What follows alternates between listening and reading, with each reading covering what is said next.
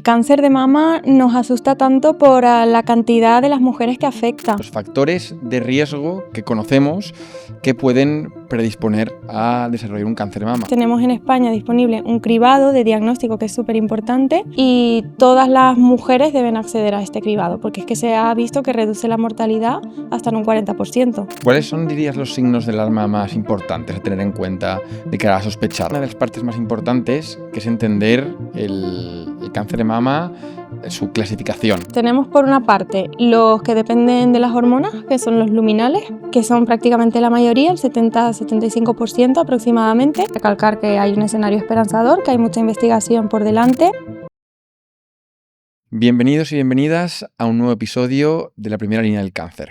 Soy Pablo Palau, médico del Servicio de Oncología del Hospital General de Valencia, y hoy vamos a tratar un tema crucial. Vamos a hablar del cáncer de mama, que aunque es un tema que obviamente puede asustar, el avance en los tratamientos y en el diagnóstico precoz ha cambiado muchísimo su pronóstico. Para ello contamos hoy con la doctora Clara García, oncóloga especialista en cáncer de mama del Hospital de Requena. Gracias, Clara, por venir hoy. Gracias a ti, Pablo, por invitarme. Y me gustaría un poco empezar hablando de datos generales del cáncer de mama. ¿Qué nos puedes contar para que sepamos, entendamos un poco más la enfermedad y el calibre que tiene actualmente? Bueno, pues el cáncer de mama nos asusta tanto por la cantidad de las mujeres que afecta, porque sabemos que por datos de la Sociedad Española de Oncología Médica que llega a afectar hasta 35.000 mujeres y de hecho se prevé, bueno, la mayoría son mujeres, ¿no? También afecta a hombres. También se prevé que para este año aumenten hasta 37.000, es decir, que los casos están en aumento. Si bien es verdad que la incidencia va en aumento, la mortalidad va disminuyendo. Y esto es gracias al diagnóstico precoz y a todos los avances que hay en tratamientos, investigaciones y demás. Genial, la verdad es que es una noticia muy, muy buena. Me gustaría también incidir o recalcar los factores de riesgo que conocemos que pueden predisponer a desarrollar un cáncer de mama. ¿Cuáles son aquellos que debemos tener en cuenta de cara a intentar evitar la enfermedad?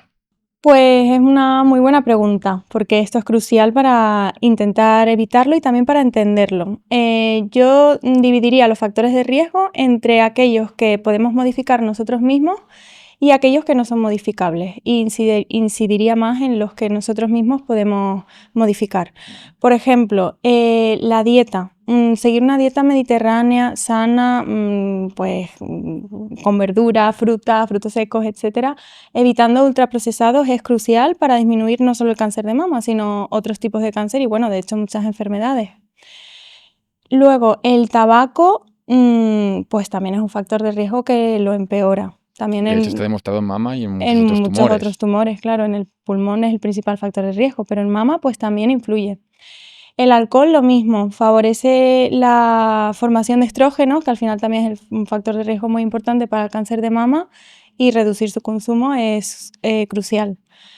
Y luego también es muy importante un estilo de vida activo, es decir, hacer ejercicio físico. Se ha demostrado que hasta 150 minutos semanales, que no es ninguna locura, ir de ejercicio moderado, de ir a caminar y demás, reduce el riesgo de cáncer de mama. Y si ya lo has tenido, reduce pues el riesgo de recaída y también hace que lleves mejor los tratamientos. El ejercicio es súper importante.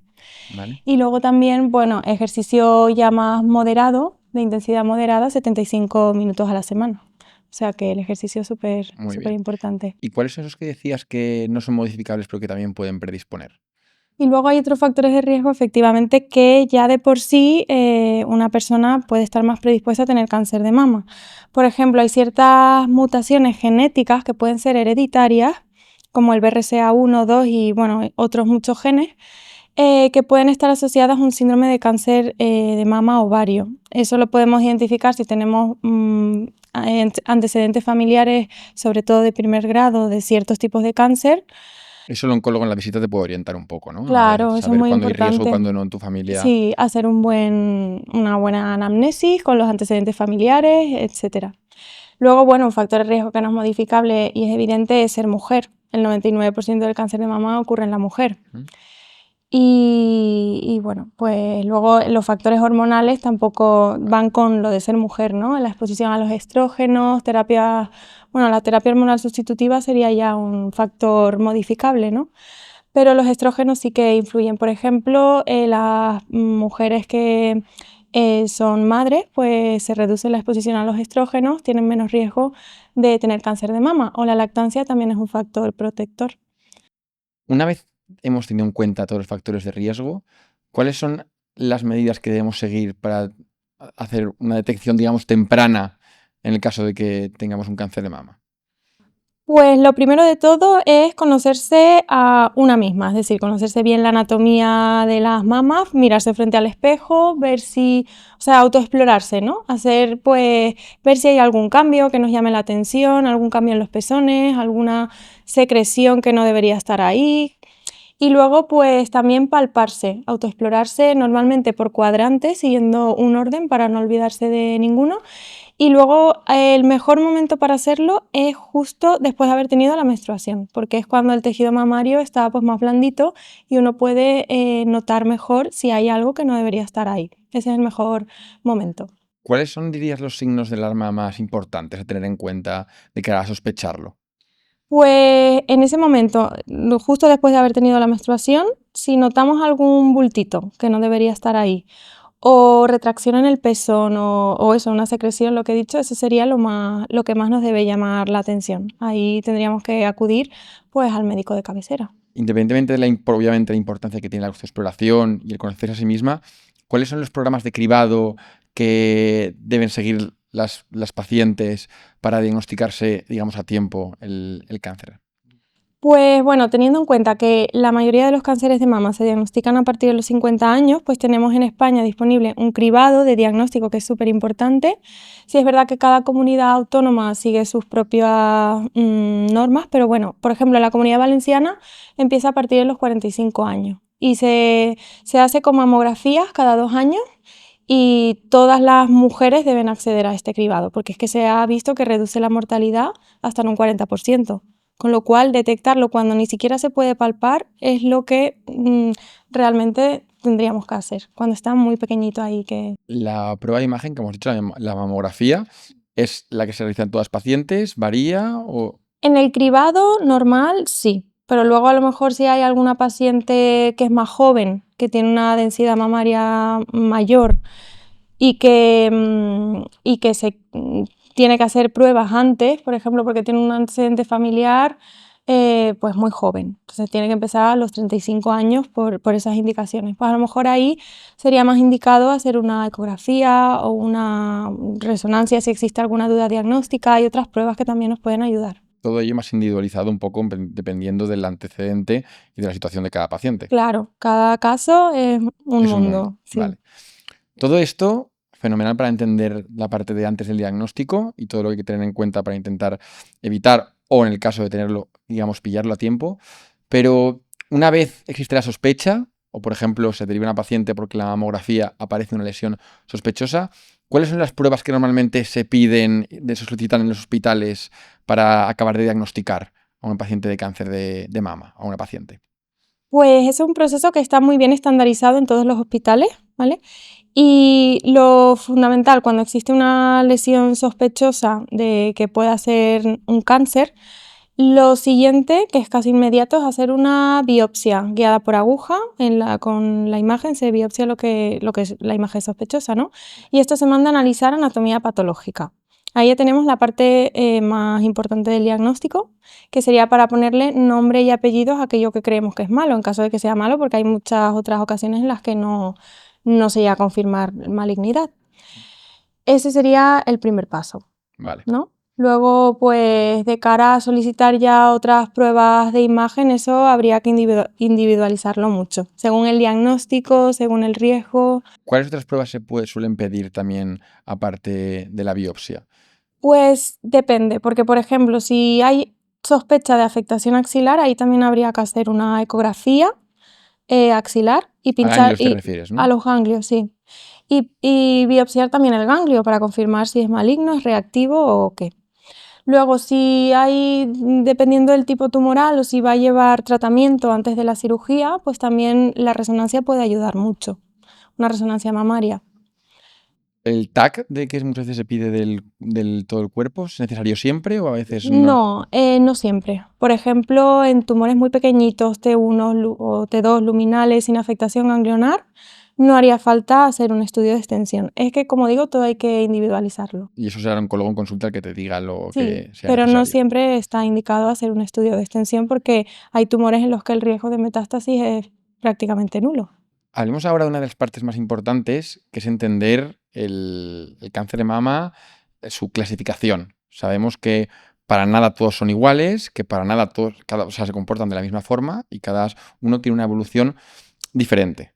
Entonces, ahí entra desde luego la importancia de la biopsia. Explícanos un poco qué información nos da la biopsia y en qué a nosotros nos hace hacer una cosa u otra. Pues cuando nosotros los oncólogos leemos un informe de anatomía patológica, nos va a decir muchísima información, tanto pronóstica como también terapéutica, de guiarnos en el tratamiento. La biopsia nos va a dar, como dije antes, nombre y apellido. Entonces, por una parte, vamos a saber si el cáncer en sí se produce en el ducto de la mama, que es donde se transporta la leche materna, sería un carcinoma ductal, que es el más frecuente. Luego también está el carcinoma lobulillar, que se forman los lobulillos, que es donde se forma la leche, ¿no? Para ¿Vale? entenderlo. Entonces tenemos el carcinoma ductal y el lobulillar. Y luego, dependiendo del grado de infiltración, podemos tener carcinoma in situ, que es aquel que no infiltra, que está ahí muy precoz, ¿no? Y ¿Vale? luego ya el infiltrante, que ese pues sería ya el que infiltra en los tejidos, ¿no? Eso por una parte. Y luego por otra, también tenemos otra clasificación según los receptores que vaya expresando. Una clasificación muy importante que siempre nos va a guiar en dar un tratamiento u otro. Sí, exacto. Entonces tenemos por una parte los que dependen de las hormonas, que son los luminales, que son prácticamente la mayoría, el 70-75% aproximadamente, y de estos, como he dicho, expresan receptores hormonales de estrógeno con o sin progesterona, y luego también, dependiendo del índice de proliferación, puede ser luminal A, que lo tendría más bajito y por lo general pues tienen mejor pronóstico y mejor evolución, y luego los luminales B, que son aquellos que tienen un índice de proliferación más alto o receptor de estrógeno negativo. Bueno, Todos estos englobados en esos tumores que responden a hormonas, que son los que al final son más famosos en la población porque, como has dicho, son más frecuentes, que son los que dependen de las hormonas para crecer y los que muchas efectivamente. veces damos tratamiento para intentar evitar precisamente eso, que las hormonas hagan que el tumor crezca. Justo eso, sí. Vale, Esos vale. son los luminales, por una parte. Luego, si expresase una proteína que se llama ER2, pues estaríamos ya entrando en otro subtipo que se llama eso, cáncer de mama ER2 positivo. Vale. Este tipo de tumor hasta hace unos 15 años daba mucho miedo porque era muy, muy agresivo, pero gracias a pues, la investigación y los avances se ha visto que existen tratamientos dirigidos justo a esa proteína que han mejorado mucho los resultados. Entonces ese sería otro subtipo. Ese es el que el tratamiento se basa más en bloquear justamente esa proteína, que Sí, es la que hace que el tumor crezca. Entonces, gracias a que se han generado un montón de nuevos fármacos, es lo que hemos conseguido bloquear. También otro que ha cambiado mucho gracias a todos los avances. exacto. Se bloquea como la cascada de señalización y eso. Y luego ya por último tenemos el triple negativo, que se llama triple negativo pues porque no expresa ni los receptores hormonales ni tampoco la proteína ER2. Entonces este tipo de tumor representa aproximadamente el 15% de los casos, tiende a ser el más agresivo y además también es en el que más investigación hay porque hay menos terapias que nos puedan ayudar a que vaya mejor de momento, pero hay mucha investigación. De hecho, la inmunoterapia se ve que va mejor en estos tumores, que también tienen un escenario esperanzador. Y bueno, también decir en este tumor que tiende a aparecer en pacientes jóvenes y también tiende a estar asociado a la mutación BRCA. Entonces tenemos que tener ahí atención. Las guías nos dicen que deberíamos mandar a consejo genético a las que tienen menos de 50 años con un cáncer de mama triple negativo para estudio. Este quizás es el tumor en el que más huérfanos estamos porque no tenemos un tratamiento dirigido a él, sino que tenemos, como en otros tumores, tratamientos más generales, pero nos falta algo más. Es verdad que la inmunoterapia no parece que ha cambiado un poco el pronóstico de nuestros pacientes, pero falta igual conseguir más cantidad de tratamientos dirigidos a él. Exacto, pero sí que la inmunoterapia está mejorando los resultados. Entonces también tenemos un escenario esperanzador, yo diría que sí. Muy bien. Pues muchas gracias, Clara, por venir y explicarnos todo lo que tiene que ver con el diagnóstico y la clasificación del cáncer de mama, que conviene siempre conocer para poder, digamos, entender la evolución de la enfermedad. A ti, Pablo, por invitarme, me ha parecido muy interesante y sobre todo pues recalcar que hay un escenario esperanzador, que hay mucha investigación por delante y que las pacientes no están solas, ¿no? Que hay muchos grupos de apoyo también. Pues muchas gracias, Clara.